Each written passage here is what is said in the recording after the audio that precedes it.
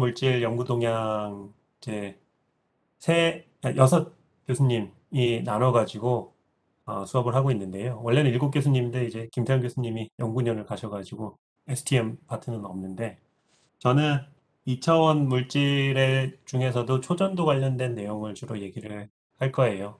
그래서 네 강의 정도 할 거고요. 아주 뭐 딥한 피직스를 스터디할 시간은 안 될 것 같아요. 그래서 어, 제너럴하게 2차원 초전도가 뭐고 그거에 대한 이슈가 뭐가 있는지 정도 수박 겉핥기식 정도로 핥으면은 충분할 것 같아요. 예. 그래도 뭐 아주 피상적인 내용만 할 건 아니고요. 딥한 내용도 하긴 할 건데 음, 내 강의 중에 첫 번째 강의는 조금 이론적인 내용을 하고요. 어, 나머지 강의는 실험 논문들을 이해하기 위한 설명들 위주로 할 것 같아요. 그래서 실제 어떤 실험들이 있었고, 왜 사람들이 이런 실험을 했고, 그게 무슨 의미가 있는지를 한번 훑어볼 수 있는 정도의 기회로 생각하면 될 것 같습니다. 그래서 그, 예, 초전도에 대한 얘기부터 해야 될 것 같아요, 사실은. 그러니까 2차원 초전도 얘기하기 전에 초전도는 다들 알겠지만 100년 전에 온네스라는 사람이 헬륨을 액화를 할 수 있게 되면서 온도를 4.2 켈빈, 4 켈빈 이하로 이제 내릴 수 있는 기술이 생겼거든요. 그러니까 헬륨은 끓는 점이 4.2 켈빈이에요. 근데 이제 그 헬륨을 기압을 낮추면 그 끓는 점이 낮아지죠. 산 꼭대기에 올라가면은 물이 끓는 점이 뭐 90도, 80도로 낮아진다고 하잖아요. 그러니까 기압이 낮아지면 더 낮은 온도에서도 물이 끓죠. 그러니까 반대로 물을 진공 안에 놔두면은 상온인데도 이제 끓을 수가 있죠. 이제 끓는다는 얘기는 이제 팽창을 한다는 얘기고, 그러면 이제 온도가 떨어질 수 있는 거예요. 이걸 따늘 팽창이라고 할 수 있는데, 그런 비슷한 원리로 액체 헬륨 4.2 켈빈짜리를 어, 진공을 뽑으면 얘네가 끓어요. 끓으면서 4.2 켈빈짜리 액체가 뭐 1.5 켈빈짜리 액체로도 온도가 떨어질 수가 있습니다. 그런 식으로 해서 온도를 낮출 수가 있어요. 그런 기술이 개발되면서 이제 실험적으로는 금속의 저항이 온도에 따라서 어떻게 변하는지를 측정하는 실험을 하고 있었는데 수온의 온도의 그 저항의 디펜던스를 측정을 해보니까 4.2 켈빈 정도네요. 여기 그림을 보면 저항이 갑자기 0 근처로 확 떨어진 거예요. 0으로 떨어졌는데 오차 범위 내에서는 0옴까지 떨어진 거예요. 그래서 놀랐죠. 이게 최초의 초전도성이 전기적 특성을 측정함으로써 나타났었던 거고, 그러니까 페이지 트랜지션이 일어난 거예요. 초전도가 아닌 물질이 초전도가 되는 페이지 트랜지션이 일어난 겁니다.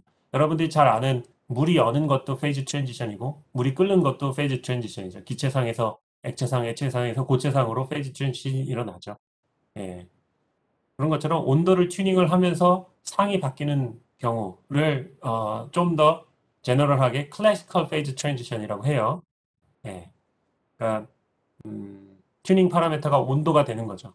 그러니까 아, 연력학 시간에 엔트로피와 엔탈피와 온도, 뭐 자유 에너지가 인터널 에너지 빼기 온도 곱하기 엔트로피 이렇게 배웠잖아요.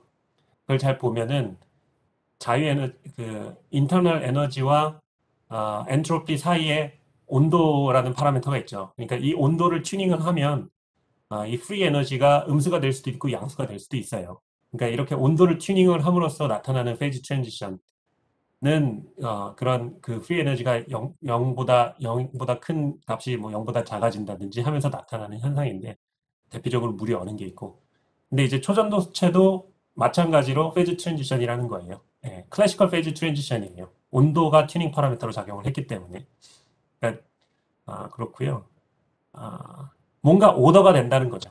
그러니까 페이즈 트랜지션이라는 거는 뭔가 오더가 되는 거예요. 그러니까 물이 어는 거는 레티스 스트럭처가 오더가 생기는 거죠. 예. 또 페로매그네티즘, 페로매그네티즘 했었나요? 2차원 자석 물질을 했나요? 김준성 교수님께서 아직 안 했나요? 아직 안 했구나. 나중에 하실 텐데요. 2차원 물질에서의 자성에 대해서 말씀을 해주실 텐데 그 자성 물질도 결국에는 페이즈 트랜지션이죠. 스핀이 랜덤하게 배열돼 있다가 온도가 충분히 낮아지면 한 방향으로 이제 얼라인이 되는 거죠. 그러면 자석이 되는 거죠. 그걸 큐리 템퍼러처라고 하죠. 그러니까 자석을 뜨거운 불에다 두면은 자성이 없어지는 이유가 얼라인돼 있는 스핀들이 랜덤하이즈 되니까 이제 오더드 페이지에서 디스오더드 페이지로 페이지 트랜지션이 일어나는. 그것도 결국에는 온도에 따라서 페이지 트랜지션이 일어나니까 클래시컬 페이지 트랜지션이에요. 자, 그래서 초전도체라는 게 이렇게 저항이 0으로 가는 거다라고 많이들 들었을 텐데 사실 이것만으로는 초전도성을 다 설명할 수는 없어요.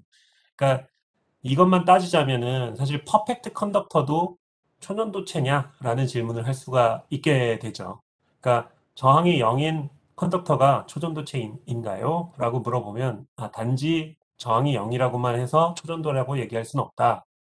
왜냐하면 다른 재밌는 성질들이 있어요. 그리고 그것 때문에 초전도에 대한 이해가 늘어났기 때문에 그리고 우리가 앞으로 계속 얘기할 것들과 연관이 되기 때문에 그 얘기를 좀 할게요. 그러니까 1911년도에는 저항이 0으로 떨어지는 걸 처음 봐서 사람들이 놀랐어요. 그래서 초전도라는 이름을 붙였는데 20년 뒤에 자기장을 걸면서 이 초전도체가 어떤 식으로 반응하는지를 연구를 했어요. 그러니까 먼저 초전도체가 아닌 퍼펙트리 컨덕팅 노멀 메탈을 한번 생각해 봅시다. 그냥 메탈인데 여러분들이 잘 아는 메탈인데 컨덕턴스가 무한대인 메탈을 한번 생각해 봅시다. 예. 그래서 이 트랜지션 온도 이상에서는 퍼펙트리 컨덕팅하지 않은 애가 이 트랜지션 온도 TC 이하에서는 퍼펙트리 컨덕팅한 물질로 바뀐다고 한번 생각해 봅시다. 가상의 물질이에요. 이렇게 온도가 자기장이 없는 상황에서 온도가 TC 이상에서 TC 이하로 내려갔을 때 이제 퍼펙트 컨덕터가 되고 자, 그 상태에서 필드를 걸면 외부에서 없던 필드를 걸어주게 되면 이 물질은 시간에 따라서 자기장이 바뀌는 걸 느끼잖아요. 없었던 필드가 생기는 거니까.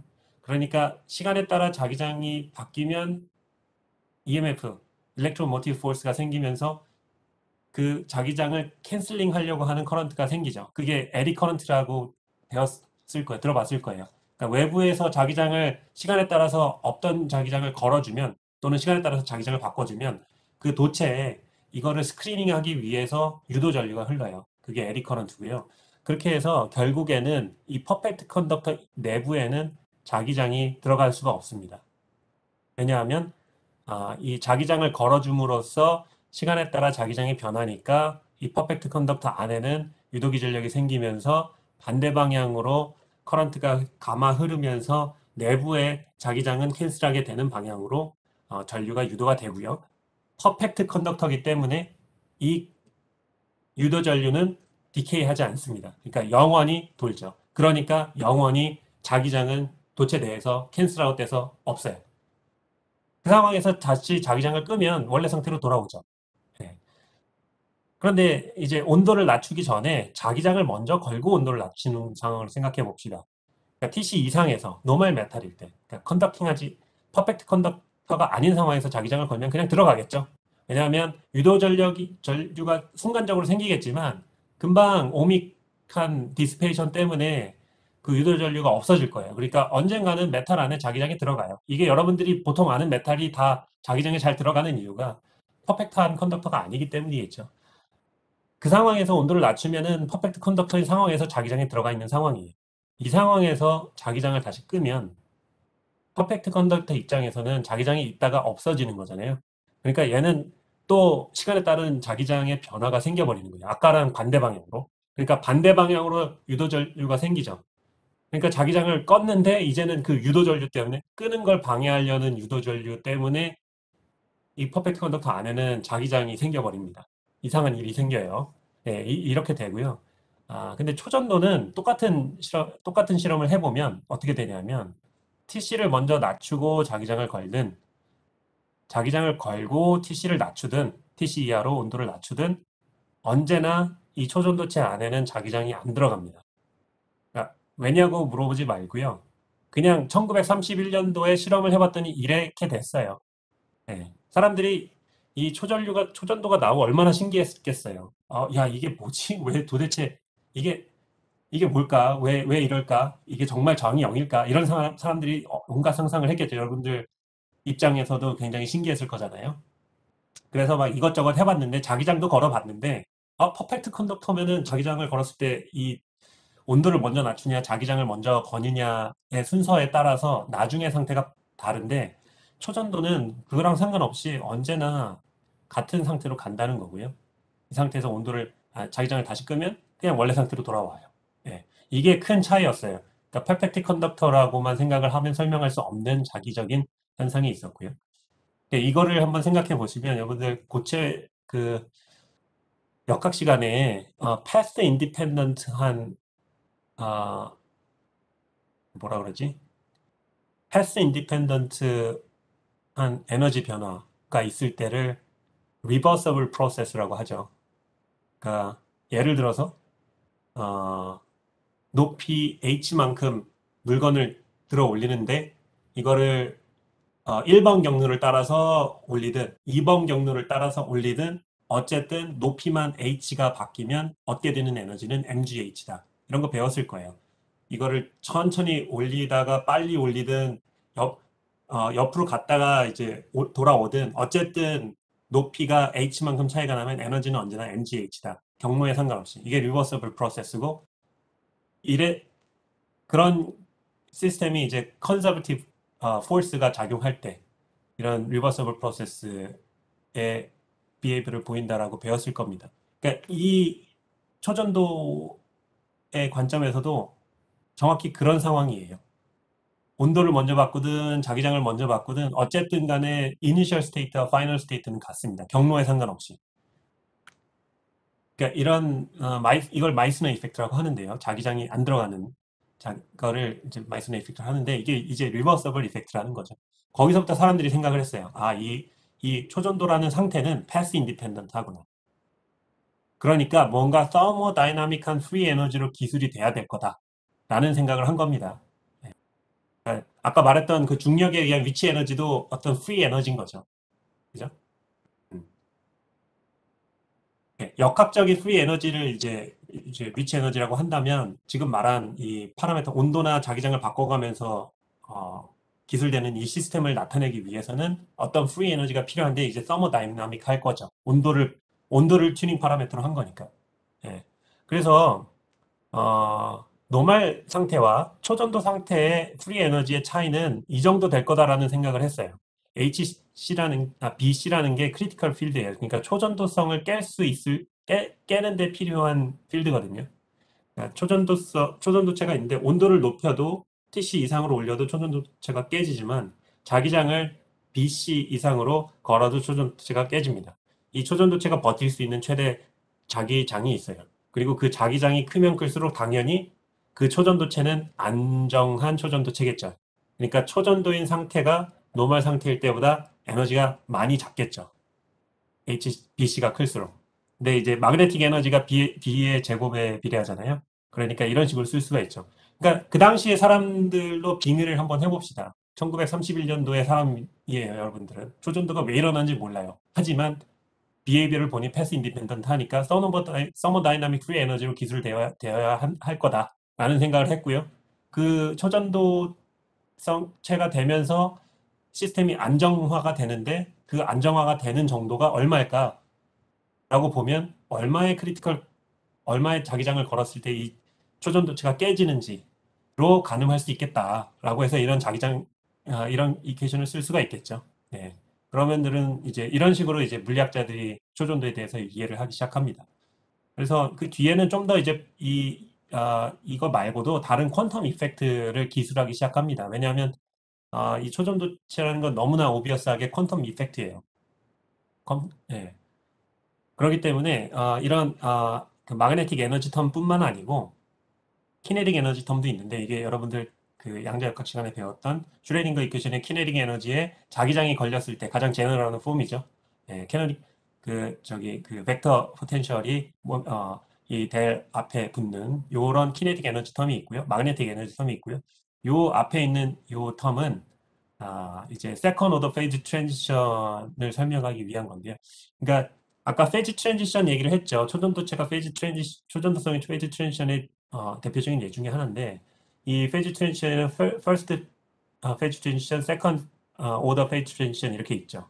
그러니까 first order phase transition은 프리 에너지를 한 번 미분한 값이 phase transition 할 때 discontinue 할 경우, second order phase transition은 프리 에너지를 두 번 미분한 어떤 퀀터티가 페이지 트랜지션에서 디스컨티뉴 쓰는 경우. 그러니까 에너지를 온도로 한 번 미분하면 엔트로피죠. 엔트로피를 온도로 한 번 더 미분하면 힛 캐패시티예요. 물론 앞에 뭐 다시 T가 붙지만, 예. 그러니까 물이 어는 거는 엔트로피가 디스컨티뉴어스해요.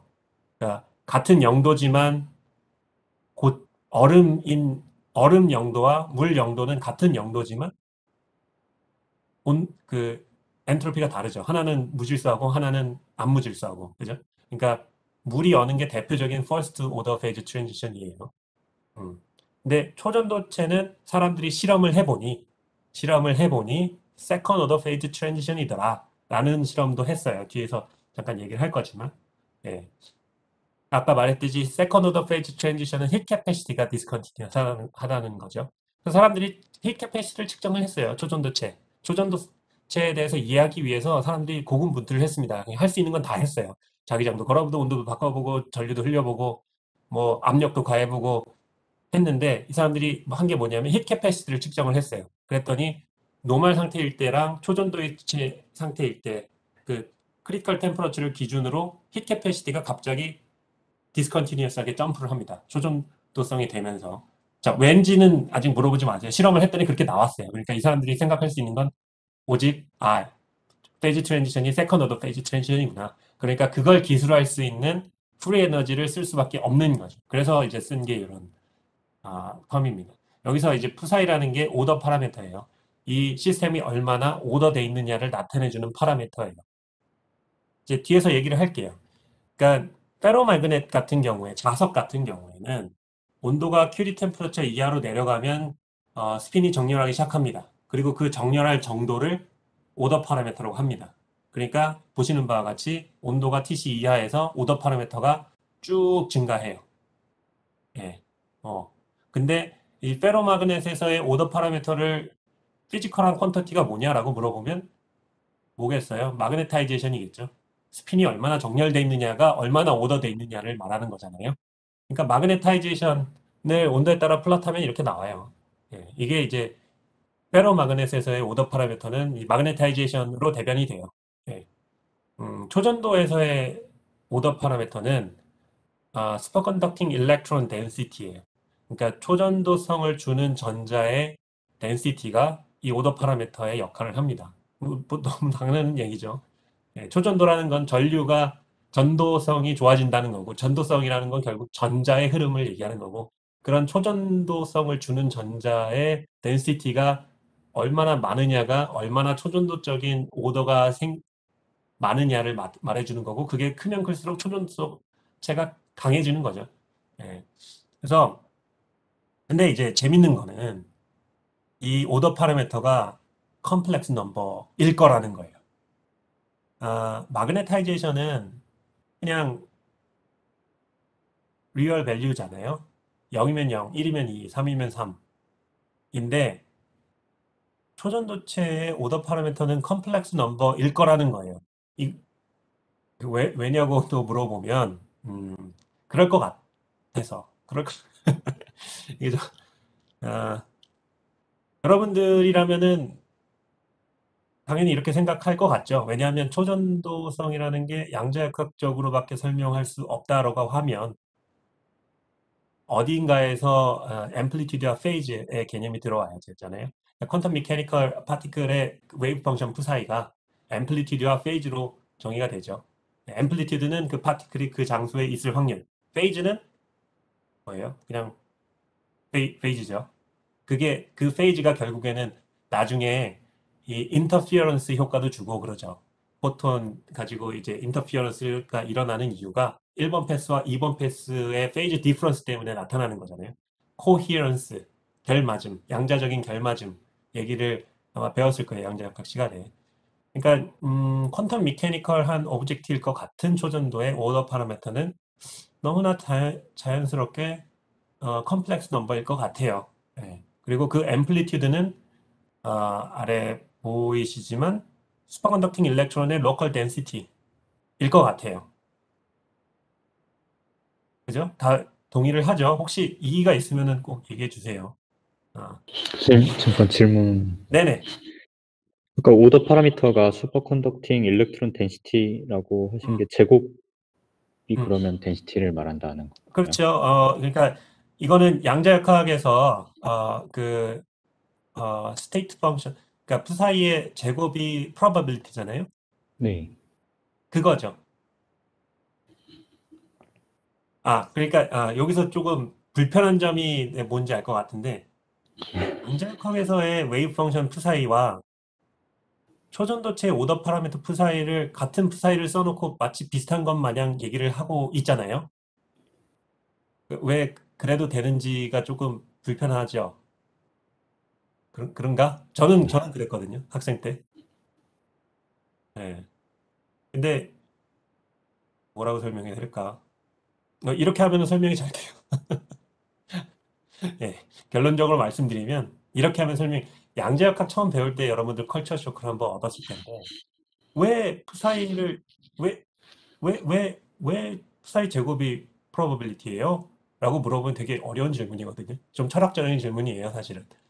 그러니까 애초에 거기서부터의 질문으로 돌아갈 수가 있어요. 양자역학에서 푸사이 제곱이 왜 probability입니까? 라고 얘기하면 그걸 어떻게 설명해야 되지?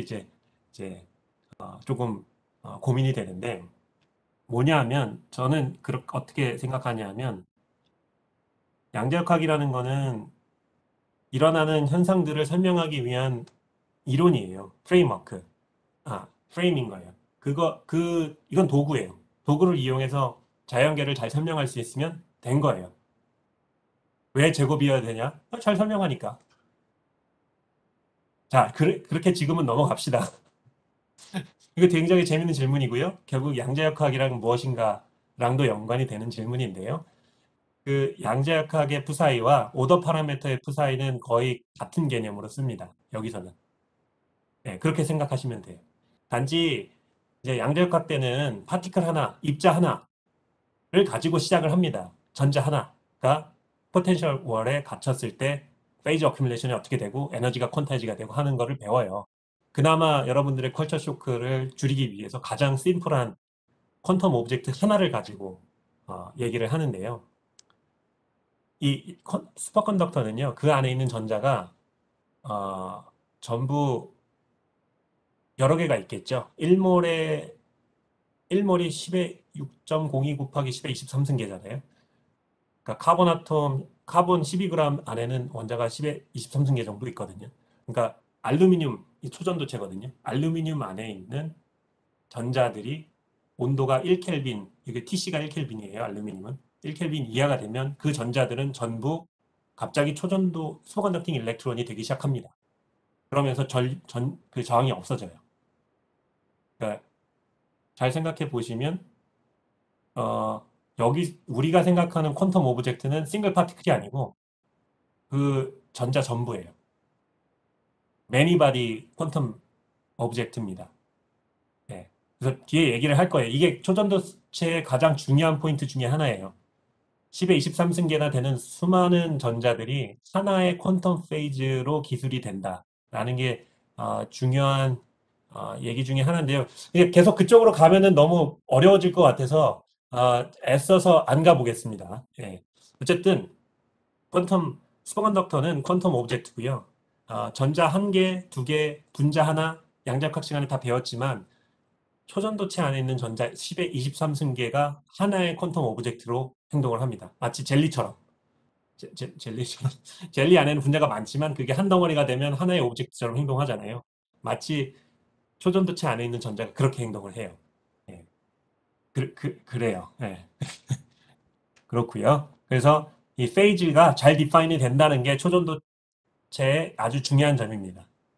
예? 그러니까 다시 잘 생각해 보면 초전도체의 오더 파라미터 푸사이가 나타내는 대변하고 있는 시스템은요. 10의 23승계의 전자예요. 10의 23승계의 전자를 하나의 웨이브 펑션으로 쓰고 있는 상황이에요. 근데 그럼 재밌죠. 그러면 그 모든 전자가 하나의 또 동일한 퀀텀 페이지를 갖냐는 얘기죠. 그렇다는 얘기예요. 하나의 웨이브 펑션으로 써질 수 있다는 건 그 수많은 오브젝트가 하나의 퀀텀 웨이브 펑션으로 써질 수 있다는 건 모든 전자들이 같은 퀀텀 페이지로 코히어런트하게 행동한다는 거고요. 이게 마치 양자광학에서 레이저와 똑같습니다. 레이저는 코헤런트한 라이트잖아요.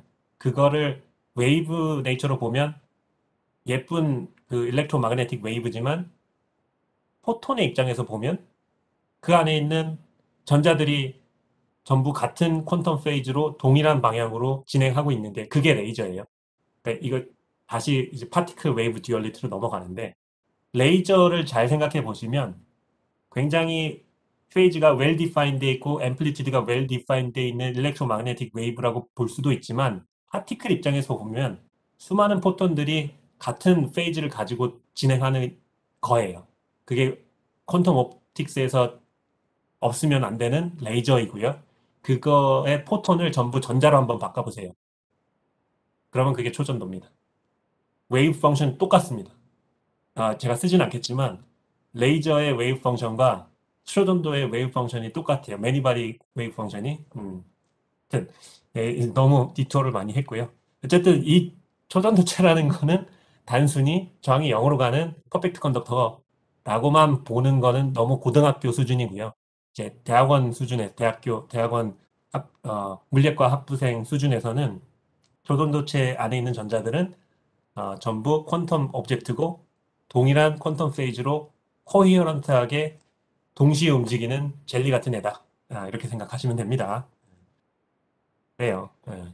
그래서 제가 초전도 연구를 하지만 그 이유 때문에 하는 거예요, 사실은. 퀀텀 미케닉스를 연구를 하고 싶은데요. 전자 한 개, 두 개를 제가 매니플레이션 할 수 있는 능력이 없기 때문에 매크로스코픽한 퀀텀 오브젝트인 초전도체를 가지고 실험을 해요. 실험하는 사람 입장에서는 전자 한 개, 두 개를 이렇게 움직이는 건 너무 어렵거든요. 자, 뭐 초전도의 발전 상황을 보면은 이게 2015년도에 멈춰 있지만 사람들이 이 상온 초전도를 만들기 위해서 무진 노력을 했죠. 1900년도 초반에 이제 메탈 베이스의 초전도가 나타나고 1987년도에 이 세라믹 베이스의 하이티시 초전도가 나옵니다. 이때 이제 센세이셔널 했어요. 세상이. 저가 딱 태어날 때쯤인데 그랬대요. 예, 그랬다고 하더라고요. 그러면서 TC가 갑자기 막 100켈빈, 200켈빈으로 올라갔다. 그러면 이 기울기라면은 300켈빈 금방 도달하겠다라고 생각했지만 그러진 못했어요. 상온에서 저항이 0으로 되는 도체가 있다면 에너지 손실 없이 이 전력을 잘 수송할 수 있겠죠. 지금 제 잘은 기억이 안 나지만 전체 에너지의 70%가 수송할 때 사라진대요. 음.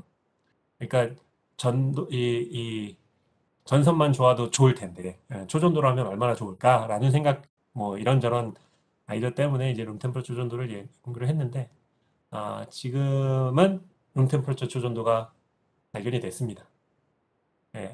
이게 잠깐만 이게 250 이래가 내가 게을러 가지고 작년에 썼던 렉처 노트를 그냥 쓰고 있는데요. 300 그러니까 상온 273켈빈에서 초전도성이 측정이 됐어요.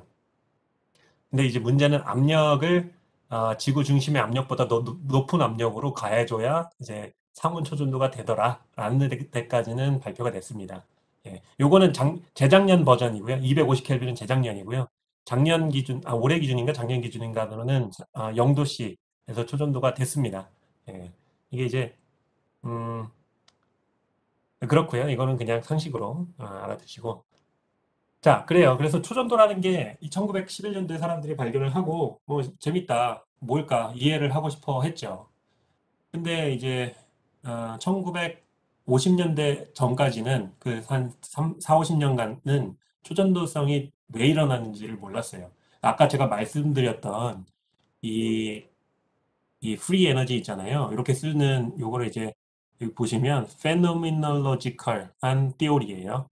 이 긴즈버거랑 란다우는 요 프리 에너지를 썼던 사람이고요. phenomenological이라는 거는 한국어로 현상론적인, 그러니까 현상이 이렇게 되니까 그냥 그 현상을 기술하기 위해서 그냥 이렇게 쓴 거예요. 이게 왜 이렇게 쓰여야 되는지는 모르지만 이렇게 써야 현상을 설명할 수 있다라는 의미인 거예요. 페노메놀로지컬한 게. 그러니까 세컨 오더 페이지 트랜지션이 왜 일어나는지 모르겠지만 세컨 오더 페이지 트랜지션이니까 그걸 기술하기 위해서 이렇게 쓴 것뿐입니다. 그게 이제 1950년대까지의 이론이고요. 1953년인가 4년 되면은 이제 큰 변화가 일어나는데요. 그게 이제 BCS theory예요. BCS. 바딘 쿠퍼 슈리퍼라는 세 분이 만든 이론인데요. 그게 가능했었던 이유는 양자역학이 발전했기 때문입니다. 그러니까 양자역학에 대해서 이제 아, 배운 거를 잘 기억을 해보시면 1900년도 초반에 양자역학이 태동을 하죠. 예, 더 전에 이제 볼츠만의 실험부터 해가지고 그 레디에이션 설명하기 위해서 에너지 퀀타에 대한 개념이 들어오고 그거를 가지고 뭐 아인슈타인이랑 누구랑 막 어쩌고 저쩌고 해가지고 이제 양자역학이 막 태동을 하는 시기가 1900년대 초반이에요. 근데 딱 그 시기에 초전도체도 발견이 됐습니다. 그러니까 양자역학이라는 이론이 아직 정립되기 전에 실험적으로 굉장히 양자역학적인 현상이 발견이 된 거예요. 그래서 50년간은 그냥 페노메놀로지컬한 이론으로만 이해를 했고요. 50년이 지난 시점에서 이제 바딘 쿠퍼 슈리퍼라는 사람들이 양자역학을 매니바디 퀀텀 미케닉스를 이용해 가지고 이 초전도성을 이제 설명을 한 거예요. 예, 카툰으로 보면은 이렇습니다. 이게 이제 그 도체 안에는 아이언 레티스잖아요. 그 안에 이제 자유전자들이 돌아다녀요. 이게 이제 일반적인 도체입니다. 근데 이제 초전도는 뭐냐면 전자가 이렇게 지나가면 이 전자가 음의 차지를 가지고 있으니까 파지티브 차지를 가지고 있는 아이언들이 이 전자가 있는 방향으로 끌어당겨집니다. 로컬하게 이 레티스가 디폼이 돼요. 그렇죠? 전자는 마이너스 차지고 아이언은 플러스 차지니까 아주 작지만 디폼이 됩니다. 그러면 순간적으로 이 전자가 있었던 위치에 아이언의 덴시티가 평균적인 덴시티보다 살짝 높아요. 그러면은 다른 데보다 여기가 조금 더 파지티브 아이언들이 몰려 있잖아요. 순간적으로 요 전자가 지나간 위치에. 그러니까 다른 전자가 그 파지티브 아이언들이 좀 몰려 있는 쪽으로 또 끌어당겨져요. 네? 무슨 말인지 알겠어요? 음. 그러니까 첫 번째 전자가 지나감으로써 레티스가 디폼이 되고 그 디폼된 레티스 때문에 세컨 전자가 첫 번째 전자가 있었던 위치로 끌어당겨집니다. 그래서 이펙티브하게는 첫 번째 전자가 두 번째 전자를 끌어당긴 거예요. 원래 전자와 전자는 프리스페이스에 있으면 베큐um 안에 있으면 밀 수밖에 없습니다. 쿨럼 리펄전 때문에 밀 수밖에 없는데 차이는 뭐냐면 레티스가 있다는 거예요. 레티스 안에서 움직이는 전자는 서로 결론적으로 끌어당길 수 있다. 어떻게? 레티스 디포메이션을 통해서. 그래서 레티스 디포메이션, 레티스가 떨리는 게 온도라고 배웠잖아요. 그리고 그 레티스가 떨리는 거를 파티클 화하면 그걸 포논이라고 배웠을 거예요. 고체 시간에. 그러니까 전자가 포논을 매개로 해서 인력이 작용한 거예요. 전자 두 개가 포논을 주고받으면서 인터랙션을 하는 상황인 겁니다. 이게 조금 더 고차원적인 설명이고요. 그런 그러니까 모든 파티클들은 이런 식으로 인터랙션을 하죠. 그러니까 중력도 중력 이렇게 설명을 하잖아요. 큰 중력 그 질량이 있는 물체 주변에는 시공간이 휘어져 있고 그 휘어진 시공간을 따라서 다른 매스를 가진 애가 그냥 그 휘어진 공간으로 끌려 들어오는 그런 그림. 그게 중력이죠. 또는 사실 프리 스페이스에서 전자와 전자가 쿨럼 인터랙션을 하는데 어떻게 하느냐? 한 파티클이 포톤을 쏘고 그 포톤을 다른 파티클이 먹고 인터랙션을 한다. 이렇게 설명을 하죠. 들어봤을 거예요. 그러니까 쿨럼 인터랙션의 메디에이터는 포톤이 되고요. 이 초전도체, 전자전자 상호작용의 메디에이터는 포논이 되는 겁니다. 예. 뭐 이런 거예요. 예. 그래서 요는 뭐냐면 전자가 끌어당긴다, 서로. 신기하게도. 그러면 어떻게 되냐면 이 뒤에는 이제 너무 어려워지니까. 전자가 서로 끌어당기면은 그러니까 두 개가 한 쌍을 이루게 됩니다. 이걸 쿠퍼 페어라고 해요. 사람 이름을 붙여서. 이 쿠퍼라는 사람이 제안을 했어요. 그래서 쿠퍼 페어. 되면 전자가 두 개가 하나의 파티클처럼 행동을 합니다. 두 개가 붙어 버리는 거예요. 근데 전자가 fermi온이죠. fermi온 두 개가 붙으면 보존이 되죠. 좀 더 정밀하게 말하면 스핀 해프인 파티클 두 개가 붙으면 인테저 스핀을 갖게 되죠. 그러니까 양자각 시간에 스핀 F, 스핀 해프인 파티클이 토탈 스핀 모멘텀이 0일 수도 있고 1일 수도 있고 그렇죠? 0인 게 싱글릿이고 1인 게 트리플릿이라고 배웠을 거예요. 그래서 업다운인 애 하나랑 업다운인 애 하나가 합쳐지면은 두 가지 곱하기 두 가지 상태가 가능하니까 총 네 가지가 가능한데 그 중에 하나가 싱글렛이고 세 개가 트리플렛이다. 이거 양자역학 시간에 배웠을 거예요 아마. 투 파티클 웨이브 펑션 그릴 때 똑같아요. 여기서도 전자 두 개, 스핀 해프인 전자가 한 파티클이 만들어지면 어쨌든 간에 토탈 스핀은 0이나 1이에요. 그러면 스핀이 인테저죠. 스핀이 인테저가 보존이죠. 네. 그러니까 이 쿠퍼 페어는 보존처럼 행동을 합니다. 그러니까 보존과 펄미온의 가장 큰 차이는 펄미온은 같은 양자 상태에 두 개 이상의 파티클이 있을 수 없지만 보존은 하나의 양자 상태에 여러 개의 파티클이 존재할 수가 있습니다. 그러니까 수많은 파티클이 동일한 웨이브 펑션을 가질 수 있다는 거예요. 보존은. 예? 근데 펄미온은 그럴 수가 없죠. 그래서 여러분들 그 아토믹 오비탈 배울 때 1s 오비탈에 두 개가 차고 2s 두 개가 차고 2p 6개가 차고 뭐 이런 거 배웠잖아요. 이게 이제 가장 낮은 에너지부터 전자가 하나하나 차곡차곡 쌓아지는 거죠. 같은 1s에 막 10개씩 전자가 같이 존재할 수가 없으니까 어쩔 수 없이 이제 에너지 레벨이 올라가면서 하나씩 쌓이는 거예요. 이게 파울리 익스클루전 프린시플이고요. 근데 이거는 페르미온의 경우에만 해당을 하고요. 이런 쿠퍼 페어 같은 경우에는 모두 하나의 웨이브 펑션으로 기술이 될 수 있습니다. 아까 말했던 거랑 이어지죠, 이제. 그러니까 10의 23승계가 되는 전자가 10의 23승 나누기 2개의 쿠퍼 페어를 형성을 하고요. 그렇게 수많은 쿠퍼 페어가 전부 온도가 충분히 낮으면 전부 그라운드 스테이트로 릴렉스 하겠죠. 그 그라운드 스테이트는 일단 하나의 웨이브 펑션인데 거기에 수많은 전자 쿠퍼 페어가 전부 동일한 그라운드 스테이트를 가지고 컨덴스를 하겠죠. 그러니까 이걸 컨덴스라는 표현을 하죠. 이거를 이제 BCS 컨덴세이션이라고 해요. 그러니까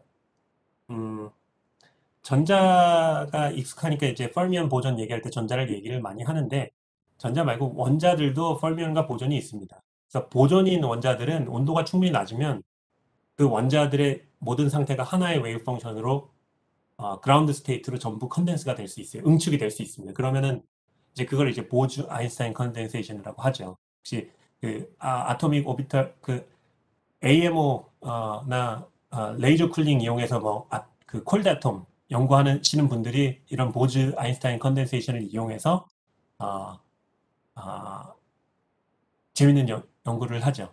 그러니까 거기서는 이제 진짜 보존인 파티클을 온도를 충분히 낮춰서 하나의 웨이브 펑션으로 전부 컨덴스를 시키는 거예요. 그러면 그 안에 수많은 보존들이 하나의 웨이브 펑션으로 기술이 되니까 그게 매크로스코픽 퀀텀 오브젝트가 돼요.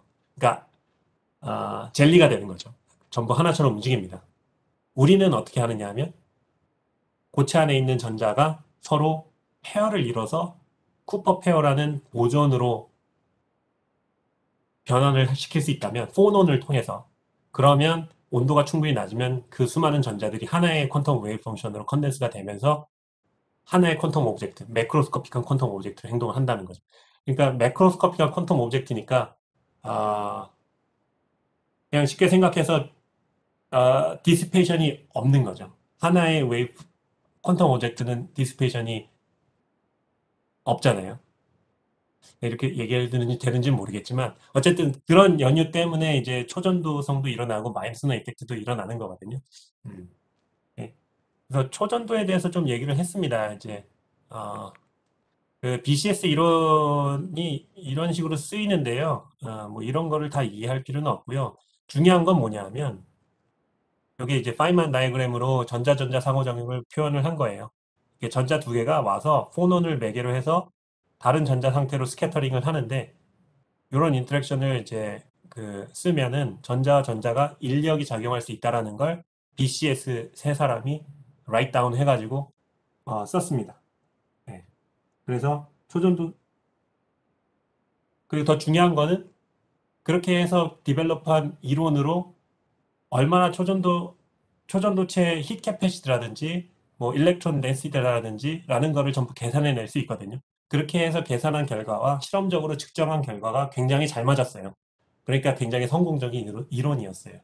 그러니까 현상을 그냥 기술하는 정도의 이론이 아니고 초전도체가 일어나는 이유가 이 포논 메디에이티드 쿠퍼 페어 형성이라는 걸 아이디어를 차용을 해가지고 이론을 디벨롭했더니 결과론적으로 실험 결과를 전부 다 잘 설명할 수 있었다라고 해서 지금까지도 제일 많이 쓰이는 이론입니다.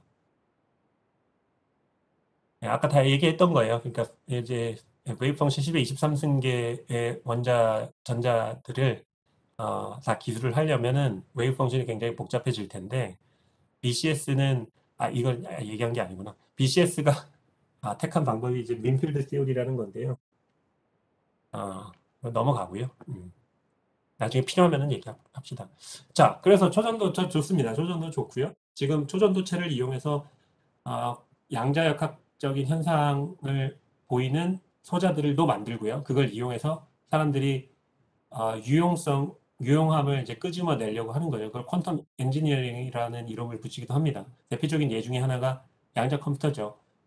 초전도체로 만든 디바이스로 만든 컴퓨터가 있습니다. 그게 이제 퀀텀 컴퓨터의 종류의 하나 중에 하나인 슈퍼컨덕팅 퀀텀 컴퓨터가 있거든요. 그게 이제 관심 있는 친구들은 들어봤겠지만 이제 구글에서 뭐 시커모어라는 양자 컴퓨터를 발표를 하면서 기존의 클래시컬 컴퓨터보다 정말 더 빠른 컴퓨터가 만들어졌다라고 재작년인가 3년 전인가 2년 전인가 발표를 한 적이 있습니다. 그러니까 양자 컴퓨터는 이론적으로는 클래시컬 컴퓨터보다 익스포넨셜하게 빠르다는 거는 이제 논란의 여지는 없지만 정말 실험적으로 그걸 구현할 수 있느냐가 이슈였는데요. 2, 3년 전에 이제 구글에서 연구팀이 더 빠를 수 있다.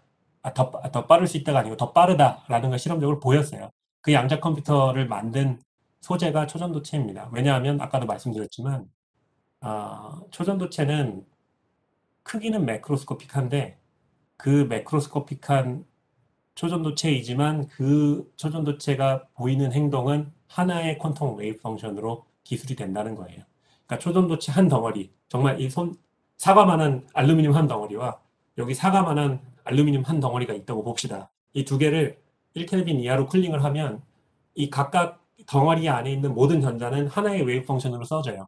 그러니까 마치 여러분들 양자역학 시간에 아톰 하나가 근처에 있으면 전자를 주고받으면서 분자를 이룬다. 이런 거 배웠을 거예요. 똑같은 피직스를 연구를 할 수 있습니다. 알루미늄 덩어리 하나 근처에 닿지는 않지만 근처에 갖다 놓으면 전자가 터널링 할 수 있는 정도로 갖다 놓으면 서로 상호작용을 하면서 이게 마치 분자처럼 행동을 해요. 근데 그거를 실험하는 사람 입장에서는 굉장히 좋은 거죠. 이렇게 큰 덩어리를 가지고 실험을 할 수가 있으니까. 전자 하나하나를 조절을 하지 않아도 되는 거니까. 질문 있나요? 네, 질문이 있는데요. 네. 혹시 그렇게 한 덩어리로 설명을 할 수 있다 이런 거기 때문에 혹시 뭐 이게 뭐 저 초전도 잘 모르는데 뭐 S웨이브, P웨이브 초전도라고 표현하는 것도 이 슈퍼컨덕터에서 한 덩어리로 표현할 수 있기 때문에 그거를 뭔가 뭐 하나의 일렉트론이라 생각해서 S웨이브, P웨이브 이런 식으로 기술을 하는 건가요? 말하는 거예요? 맞습니다. 네. 맞아요. 네, 알겠습니다. 네. 그 S웨이브, P웨이브를 아마 아토믹 오비탈 배울 때 배웠을 거죠. SPDF 오비탈 배웠잖아요. 뭐 그거랑 직접적이진 않지만 결국에 SPDF는 앵귤러 모멘텀 그러니까 그 앵귤러 모멘텀 텀을 이제 이름을 붙인 거죠. 예. 근데 초전도체를 기술하는 그 파라미터에도 앵귤러 모멘텀 텀이 들어갑니다. 가장 심플한 보링한 초전도체가 S웨이브 초전도체인데요. 그 초전도체는 그 안에 있는 전자들의 비헤이비어를 하나의 웨이브 펑션으로 쓰면 말씀하신 것처럼 앵귤러 모멘텀이 0인 걸로 그냥 표현이 돼요. 마치 원자 하나인 것처럼. 뭐 그렇게 생각하시면 크게 틀리지 않습니다. 예, 크게 틀리지 않아요. 예, 예. 그게 좋은 거예요. 10의 23승계의 전자를 기술을 하는데 그냥 내가 손으로 쓱쓱쓱 쓰면은 웨이브 펑션이 다 써져요. 예, 그게 포인트입니다.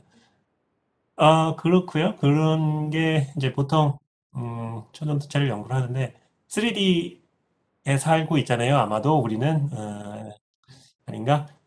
스트링 시어리 하시는 분들은 막 10 몇 차원이라고 하시기는 하는데 어쨌든 우리가 느끼기에는 3차원에 살고 있어요. 시간까지 하면 뭐 4차원이라고 하는데 이제 3차원인 물질을 주로 다루죠. 근데 이걸 왜 굳이 2차원인 초전도체를 우리가 연구를 해야 되는가를 한번 생각해 보자는 겁니다. 아, 그러니까 간단하게 얘기해서는 퀀텀 미케니컬한 프로퍼티를 좀 더 보고 싶어서예요. 그러니까 3차원인 물질을 2차원으로 줄이면 그 줄어든 시스템의 사이즈가 줄어들면 줄어들수록 퀀텀 이펙트가 잘 보이죠. 퀀텀 컨파인먼트 이펙트가 더 명확해집니다. 그 이유는 파티클 이너 박스를 생각해 보시면 파티클이 작아지면 작아질수록 그 파티클이 형성하는 에너지의 간격이 점점 커져요. 그리고 그 에너지의 간격이 충분히 커야 우리가 퀀텀 이펙트를 잘 보죠. 상온에서는 에너지 플럭추에이션이 이만큼인데 이만큼 이렇게 흔들리는데 에너지 간격이 촘촘하게 있으면 그거를 퀀타이즈 되는 에너지 레벨로 보질 않고 컨티뉴어스하게 봅니다. 그러니까 그러면 클래시컬하게 보일 수밖에 없어요. 근데 사이즈를 충분히 줄이면 예를 들어 퀀텀 닷 같은 거를 연구하는 이유가 10나노, 15나노짜리 구슬을 만들어 놓으면 그 안에 있는 전자가 가질 수 있는 전자 상태는 굉장히 디스크리트한 에너지만 가질 수가 있어요. 그죠? 그거예요. 그래서 디멘전을 좀 줄이면 줄일수록 퀀텀 네이처가 좀 더 명확해집니다. 3D보단 2D, 2D보단 1D, 1D보단 제로D가 더 명확해요. 근데 너무 디멘저널리티가 작아지면 실험하기 어렵잖아요. 아까도 말했지만 커서 좋은데 너무 작아버리면 그래서 2D가 딱 실험하는 입장에서는 딱 재밌어요. 3D는 너무 퀀텀 이펙트가 없고 1D는 너무 작아서 이걸 잡을 수가 2D는 그래도 훨씬 편하죠. 그러니까 그래핀을 많이 들어보셨을 것 같은데 이 흑연이라는 게 결국에 그래핀이 적층되어 있는 적층 물질이고 그렇기 때문에 연필을 종이에 쭉 그었을 때 검은색이 묻어 나오는 이유가 그 흑연의 층이 그래핀의 결합이 이제 끊어지면서 그 그래핀 조각들이 종이 위에 남기 때문에 이제 흑연을 종이에 그으면은 검은색으로 남는 거거든요. 네, 그 층이 있는 거를 원자 한 층을 딱 떼내면 그게 바로 단층 그래핀이죠. 이 그래핀 연구가 많이 활발할 수 있었던 이유 중에 가장 큰 이유는 실험적인 입장에서 얻기가 쉬워서예요. 그러니까 나노와이어, 뭐 카본 나노튜브 이런 거는 누가 만들어주거나 어떻게 구해야 되는데 이제 어디서 사는 거는 이 나노 와이어들이 너무 엉켜 있어가지고 이걸 하나 한 가닥 한 가닥을 가지고 이렇게 실험하기가 어려워. 근데 그래핀은 그냥 스카치 테이프를 이용해서 흑연을 스카치 테이프에 붙이고 쪼개고 붙이고 쪼개고 한 다음에 그거를 깨끗한 기판 위에 문지르면 이제 모놀레어 그래핀이 기판 위에 랜덤하게 이렇게 분포합니다. 그걸 가지고 실험을 하면 돼요. 광학현미경으로 잘 보여요. 그러니까 두께는 0.4나노미터지만 광학현미경으로 그냥 보여요. 맨눈으로 그래핀 플레이크가 충분히 크면 맨눈으로 보여요. 예. 그래서 2차원 물질이지만 얻기가 쉬워서 실험하는 사람이 너도 나도 쉽게 할 수가 있었어요. 그리고 광학 하시는 분도 하시고 STM 하시는 분도 하시고 저처럼 트랜스포터 하는 사람도 하고 응용하시는 분들도 하고 의학 하시는 분들도 하고 그렇더라고요. 네. 그래서 2D의 장점이 그거고요. 2차원 초전도는 3차원 초전도보다 좀 더 퀀텀 이펙트가 명확하게 보입니다. 봅시다. 네, 너무 이 슬라이드는 무시하고 계속 말만 했는데, 그러니까 초전도체성이 왜 일어나는지 아까 포넌을 통해서 전자전자 상호작용이 일어난다고 했잖아요. 그게 BCS 타입의 초전도예요. 대부분의 초전도 그러니까 잘 알려진 초전도체는 이 BCS 타입의 초전도고요. S-웨이브 초전도예요. 갭 시메트리는 자세히 얘기하진 않겠지만, 근데 1980년도 후반에 발견됐던 하이TC 초전도는 이 BCS 이론으로 설명이 안 됩니다.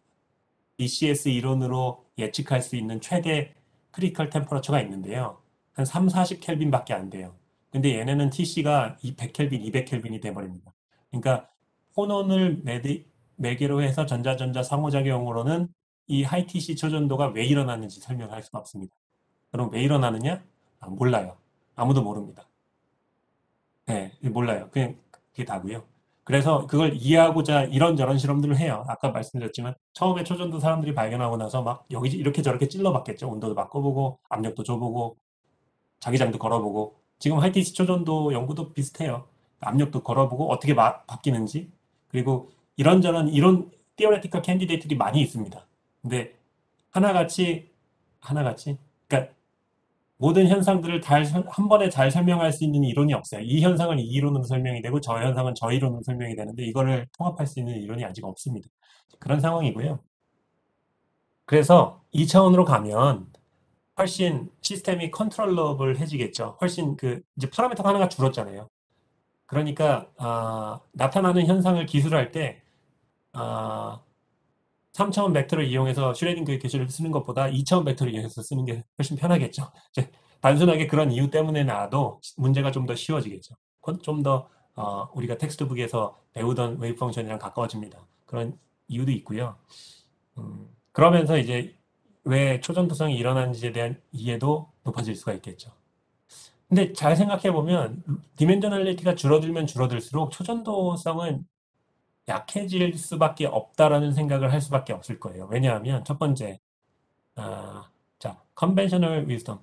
보통 사람들이 생각하는 거는 로우 디멘전에서 초전도성은 죽을 수밖에 없다. 왜냐?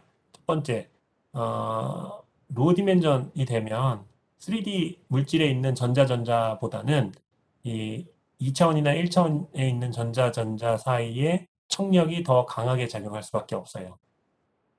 왜냐하면 아까 말씀드렸듯이 전자의 인력은 폰온이 매개를 하지만 얘가 청력보다는 세야 쿠퍼페어를 이루겠죠. 그리고 초전도가 되겠죠. 그러면 청력은 작을수록 좋잖아요. 근데 청력을 줄일 수 있는 대표적인 방법 중에 하나가 주변의 다른 물질을 쌓는 거예요. 그러면은 유전율이 높아지면서 쿨럼 인터랙션이 작아집니다. 이 유전율이라는 건 뭐예요? 차지가 있으면 그 주변에 있는 물질들이 그 차지로 달라붙어가지고 그 차지를 스크리닝 해버리는 거죠. 네거티브 차지가 있으면 파지티브 차지들이 네거티브 차지 주변으로 이렇게 모여가지고 밖에서 봤을 때는 네거티브 차지를 파지티브 차지가 덮고 있으니까 전체적으로는 중성으로 보여요. 그걸 이제 스크리닝이라고 하죠. 그렇게 되면 여기 있는 전자와 저기 있는 전자가 인터랙션 하려고 하는데 주변에 있는 다른 미디엄들이 얘네들을 파지티브 아이언으로 감싸버리니까 이 둘 사이 인터랙션이 그 청력이 작아져요. 그렇기 때문에 3차원 물질에서는 주변에 물질이 많으니까 청력을 많이 스크리닝 할 수 있지만 2차원이나 1차원 물질이 되면 주변에는 백큐움밖에 없기 때문에 청력이 상대적으로 더 강하게 작용하겠죠. 그러니까 초전도성이 약해질 수밖에 없고요.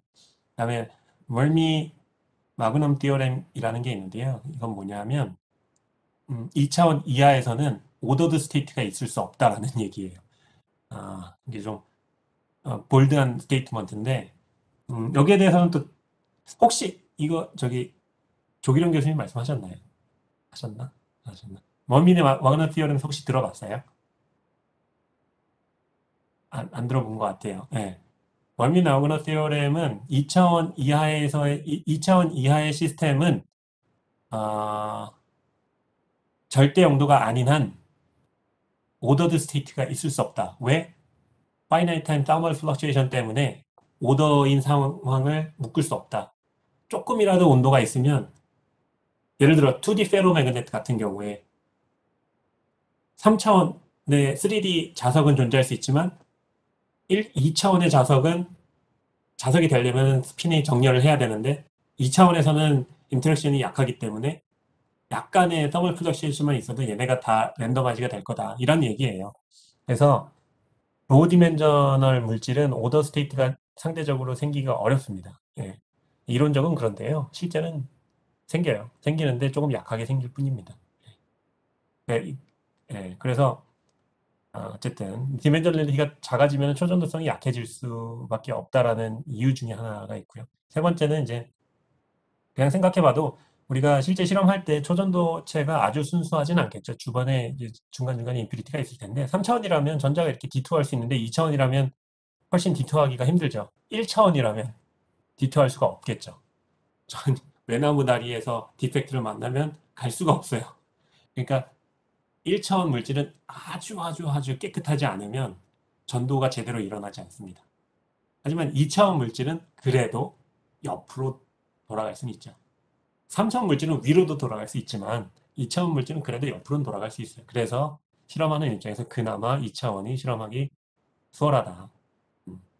이제 여마른 교수님 연구실에서 이제 그런 1차원 나노선 연구를 많이 하시는데요. 거기서는 STM을 가지고 원자 하나하나를 조작을 해가지고 원자 체인 1차원 체인을 막 만들어요. 근데 원자를 하나하나 쌓으니까 깨끗할 수밖에 없죠. 원자 하나하나가 보이니까. 원자 8개가 쭈루룩 있는데 그 안에 디펙트가 없으면 없는 거예요. 그런 식의 아주 어마어마한 테크닉을 쓰지 않는 한 1차원 물질에 대한 연구는 디펙트 프리하게 연구하기 굉장히 어렵습니다. 그래서 저같이 디바이스 수준에서 연구하는 사람은 1차원 물질을 하시는 분들이 많긴 하지만 2차원보다는 1차원이 훨씬 어렵긴 해요. 그래서 2차원이 실험적으로 할만하고 이론적으로 충분히 재밌고 뭐 그래서 2차원을 많이 합니다. 끝.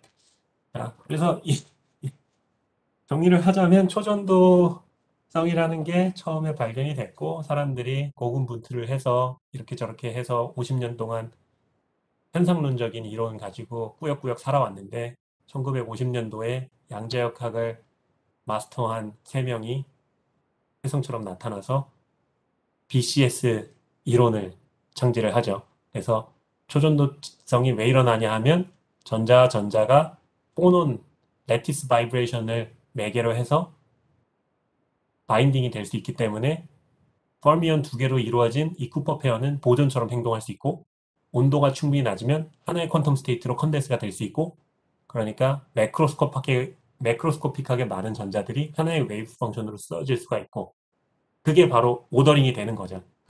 그게 오더링이에요. 그러니까 퀀텀 페이지가 오더가 돼버리는 거예요. 아까 말했던 앰플리튜드와 페이지가 있는데 그 페이지가 전부 한 방향을 보는 겁니다. 그 방향이 어딘지 몰라요. 0인지 2분의 3파인지 뭐 3분의 2파인지 이건 모르지만 사실 중요치는 않아요. 왜냐하면 퀀텀 페이지는 단독으로 있을 때는 의미가 없거든요. 그걸 다 배워봤을 거예요. 그러니까 웨이브 펑션 앞에 e to the i 파이를 붙여도 어차피 실험적으로 측정하는 건 앱솔루트 밸류잖아요. 그러니까 앞에 있는 페이지의 그 절대값은 사실 중요치 않습니다. 그게 중요하게 되는 상황은 뭐냐면 그런 오브젝트가 2개 있을 때 이 2개의 오브젝트 사이에 페이즈 디퍼런스가 중요해지는 겁니다. 그리고 그게 이중 슬릿 실험에서 인터피어런스를 주는 거고요. 그래서 초전도체 2개 가지고 인터피어런스 실험을 해보면 정말 퀀텀 오실레이션이 보여요. 그러니까 정말 이게 퀀텀 오브젝트라는 거고요. 그렇게 해서 초전도에 대한 설명을 좀 했고요. 왜 2차원이 재밌느냐? 우리 이게 수업 자체가 2차원 물질 연구 동향이니까 왜 2차원 물질이 재밌느냐? 쉬워서 할만해서 재밌는 것 같아요. 할만한데 들이는 노력에 비해 재밌는 피직스가 많이 묻혀 있어요. 그래서 많이 하는 것 같습니다. 물론 다른 이제 디멘저널리티의 물질들도 다 재미있지만 이제 저희가 이제 그 수업을 오거나이즈 하게 된 이유는 따져보니까 포스텍에 2차원 물질을 하시는 분들이 굉장히 많아서요. 저희가 한번 모여가지고 대상은 2차원 물질인데 이제 방법론이 다 다르죠. 저는 초전도 연구를 하고 김진성 교수님은 자성 연구를 하고 이대수 교수님은 방막을 만들어서 2차원 물질을 만들고요. 저희는 그냥 벌크 크리스탈을 쪼개가지고 얇은 방막을 스카치 테이프로 떼서 연구를 하지만 그리고 이제 최시영 교수님은 그 2차원 물질의 구조를 분석을 하시고 그다음에 이론적으로 아까 말씀드렸듯이 2차원에서의 이론은 또 달라지거든요. 스케일링 비헤비어가 달라지고, 그러니까 이게 3차원, 2차원, 1차원으로 가면서 퀀티테이티브하게 달라지는 것뿐만 아니고 퀄리테이티브하게 완전히 달라져요. 피직스가 달라집니다. 그러니까 예를 들어서 3차원에서는 fermions 보존만 존재할 수 있어요. 양자역학 시간에 배웠지만 fermion 또는 보존만 존재할 수 있습니다. 근데 2차원에서는 fermion도 존재할 수 있고 보존도 존재할 수 있고 그 중간도 존재할 수 있어요. 애니온이라고 하는데요. 음, 음. 그래서 그 애니온 실험적으로는 아직 명확히 밝혀지지 않은 입자입니다. 보존도 아니고 fermion도 아닌 입자가 2차원에선 존재할 수 있습니다. 그 이유가 있고요. 그래서 이론적으로도 완전히 다른 시스템입니다. 네. 그리고 뭐 무엇보다 이제 논문도 잘 나오고 재밌으니까 네. 하다 보니까 재밌더라고요. 그래서 2차원을 많이 하는데 다음 시간에는 일단은 지금까지 수업은 일단 첫 번째 수업은 여기까지 하고요. 혹시 질문 있으면은 주세요.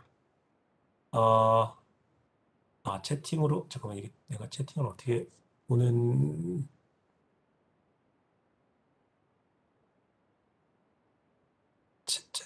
예. 슬라이드 3에서 어떤 물리 현상이 패스 인디펜던트 혹은 리버서블 하면 프리 에너지로 기술할 수 있다고 하셨는데 그 이유가 궁금합니다. 그러게요. 왜 그렇지? 왜냐하면 이거 스테이트 펑션 상태 함수 이니셜 스테이트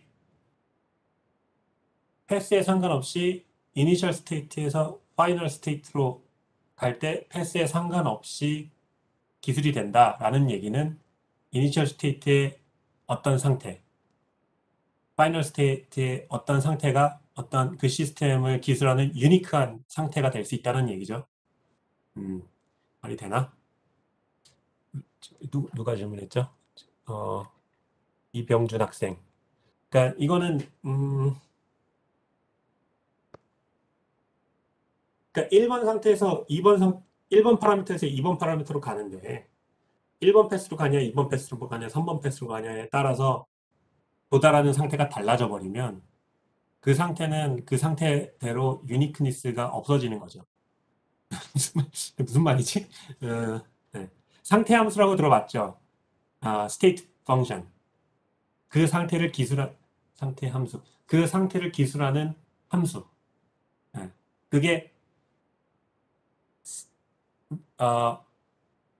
uniquely defined 될 수 있는 거죠. 이런 리버서블한 프로세스가 일어날 때만. 그게 아니고 패스에 따라서 도달하는 상태가 달라져 버리면 더 이상 그 상태는 유니크한 상태가 아닌 거죠.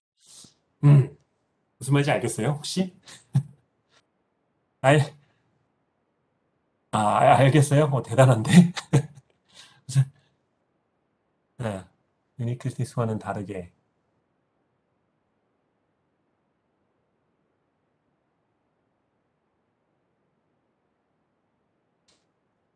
음, 네. 네. 연력학 책을 한번 열어볼게요. 한번 저도 공부를 해서 어떻게 설명할지 좀 정리를 한 다음에 다음 시간에 알려주겠습니다. 연력학 책을 한번 열어보세요. 역학책에 리버서블 프로세스의 패스 인디펜던트 나올 때 스테이트 펑션 얘기가 나올 거예요. 마리온 책에. 네, 그 스테이트 펑션이 결국에는 이 얘기거든요. 역학계에서는 이제 대표적으로 그 위치 에너지가 그 스테이트 펑션이죠.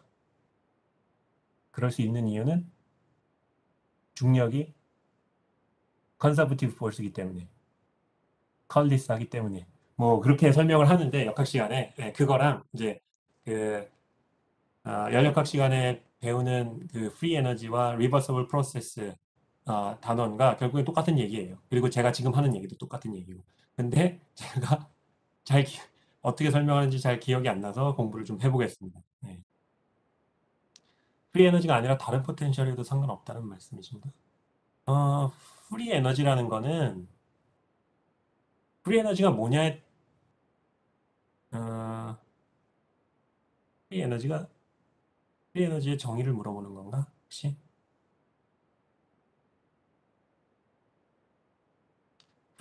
프리 에너지의 정의가 뭐죠? 예.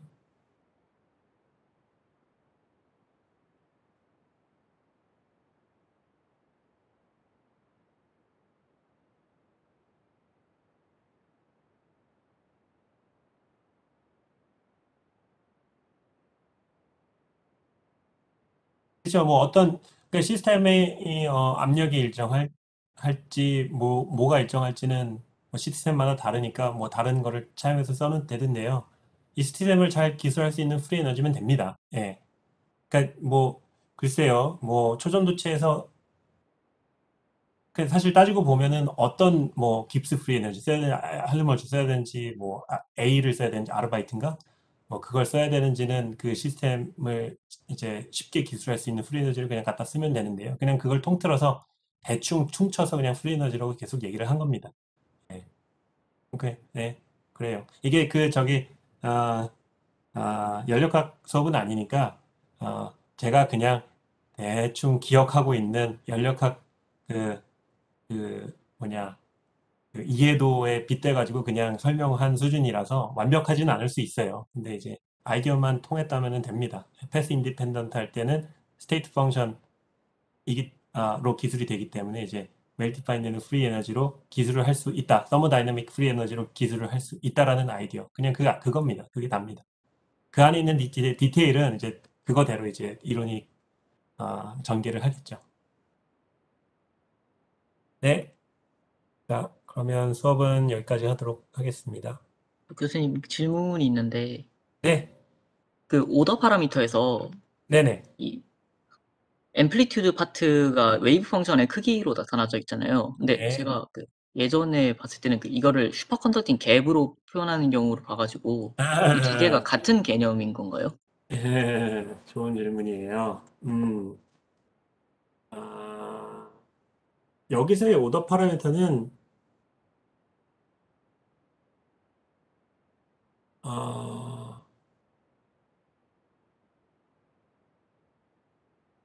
아까 말씀드렸지만 오더 파라미터는 그냥 얼마나 오더링이 됐는지를 나타내 줄 수만 있으면 됩니다. 오케이? 그래서 한 가지 방법은 슈퍼컨덕팅 일렉트론의 덴시티를 오더 파라미터의 앰플리튜드로 쓸 수도 있어요. 오케이? 그 말이 되나요? 어디 갔지? 네, 이해됐습니다. 예. 그러니까 오케이. 근데 아직 사실은 얘기는 안 했지만 슈퍼컨덕팅 갭이라는 개념이 있습니다.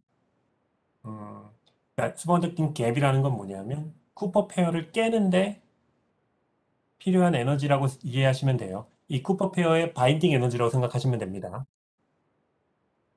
이 쿠퍼 페어를 깨는데 필요한 에너지를 델타라는 갭이라고 슈퍼컨덕팅 갭이라고 정의를 하면 그 슈퍼컨덕팅 갭 델타를 이 오더 파라미터의 앰플리튜드로 정의를 해도 돼요.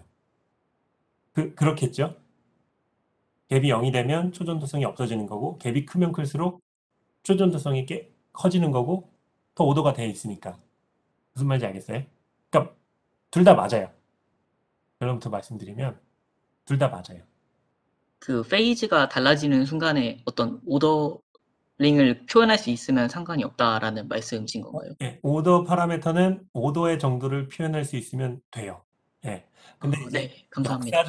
역사적으로 이 슈퍼컨덕팅 갭이라는 개념은 아까 말씀드렸지만 쿠퍼 페어를 깨는데 필요한 에너지잖아요. 그러려면 쿠퍼 페어라는 개념이 있어야 그렇게 정의를 할 수가 있어요.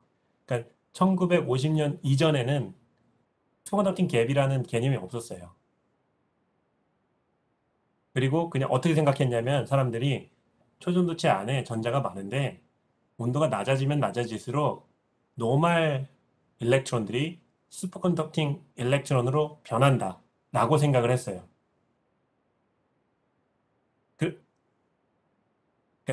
1950년도 이전에 사람들이 할 수 있었던 거라곤 그렇게 상상하는 것 뿐이에요. 이유는 모르겠지만 노멀 일렉트론이 슈퍼컨덕팅 일렉트론으로 바뀐다. 그래서 그 덴시티가 커지면 커질수록 초전도성이 강해지겠지라고 생각했죠. 그래서 이제 앰플리튜드 오더 파라미터 앰플리튜드를 이제 로컬 density of superconducting electron이라고 했어요. 예. 근데 이제 감사합니다. 예, 맞아요. 그러니까 뭐를 해도 상관은 없어요. 그 어떤 피직스를 기술할 거냐에 따라서 이 오더 파라미터를 원하는 대로 취하면 됩니다. 예. 그러니까 오더 파라미터라는 개념이 조금 불편할 거예요, 여러분들. 오더 파라미터 어떻게 정의가 되는데? 제가 이해하는 바로는 시스템의 오더를 표현할 수 있는 파라미터면 오더 파라미터입니다. 그렇게 정의를 하고 그냥 식을 전개를 해서 나오는 결과로 시스템을 기술할 수 있으면 좋은 이론이에요. 네, 그러면 돼요. 오케이? 네. 네. 질문이 없으면은, 예, 수업은 여기까지 하는 걸로 하고요. 다음 시간에 보도록 하겠습니다.